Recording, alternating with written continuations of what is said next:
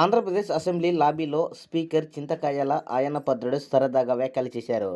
Governor ప్రసంగం సందర్భంగా వైకాపా సభ్యులు అనుసరించిన తీరును ఉద్దేశించి ఆయన వేసిన చమత్కారపు ఇప్పుడు సోషల్ మీడియాలో వైరల్ అవుతోంది.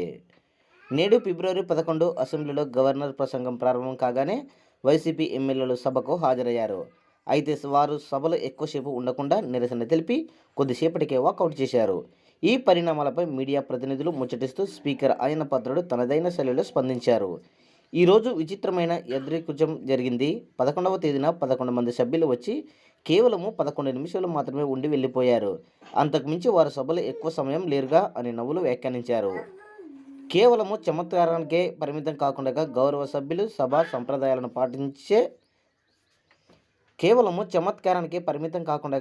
సభ్యులు సభా సంప్రదాయాలను పాటిస్తే మంచిదని ఈ సందర్భంగా స్పీకర్ సూచించారు.